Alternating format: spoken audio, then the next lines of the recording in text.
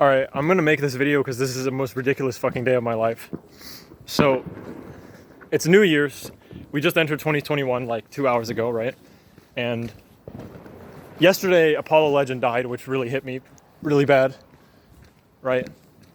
And you wouldn't think it'd get any worse. Like, I couldn't get that off my mind at all.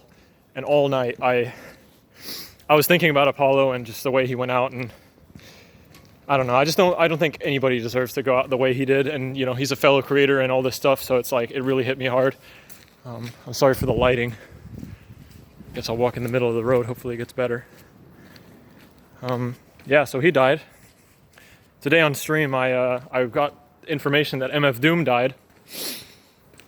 Which also sucks because, I mean, I can't count the amount of hours I've heard his music. It's crazy. I mean, sorry for the lighting, by the way.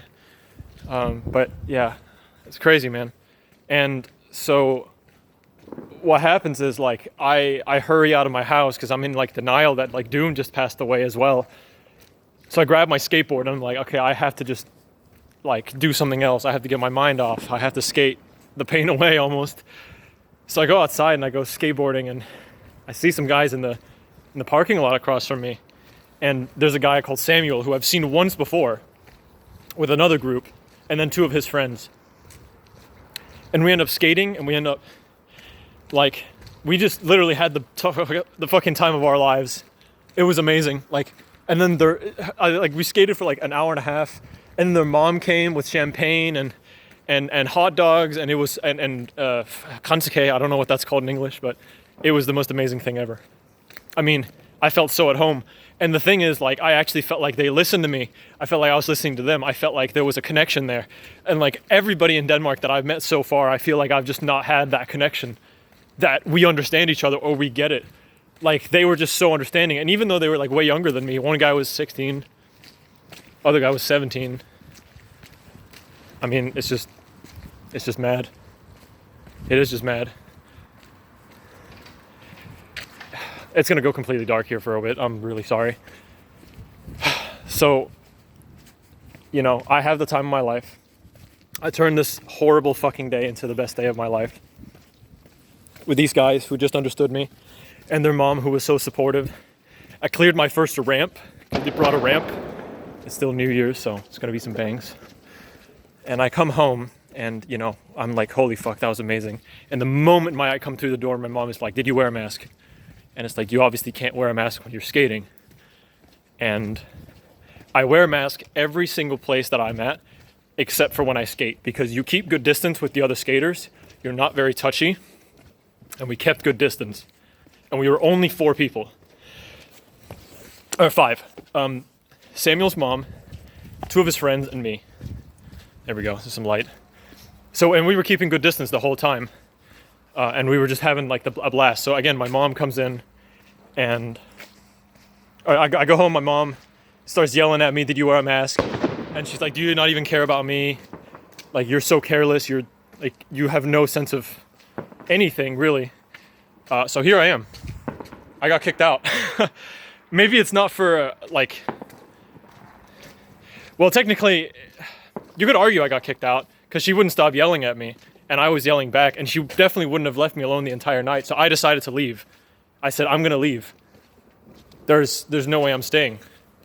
I feel like she would have tried to forcefully drag me out either way, because I feel like that's happened before. I understand that you need to be careful under COVID. I completely get it, right? I completely get it. There's a lot of circumstances where you do need to be careful. And there are circumstances where you do need to wear a mask and keep your distance and wash your hands. At one point, I went home because when they started giving out the hot dogs, I went home because I live right across, and I washed my hands because I was like, I've touched this dirt and all this shit. And so I just decided to go home and wash my hands. Now I'm crossing this fucking mud field because I called my half-sister and told her, like, look, I can't go home right now. I need to stay somewhere. And so I called Samuel first of all. I'm like, oh, I know we just met, but do you have a fucking place to stay? And he says to call him back if there was any like last minute options. So I'm really grateful for Samuel, first of all, but man, this is a fucking crazy time. I don't even know what to feel right now. Like, a creator... So, the main reason why Apollo hit me so hard is because Apollo inspired Easyscape, who inspired me. So it's like a part of the tree, right? So him passing is like a part of the tree just dying. A huge branch just died in that line.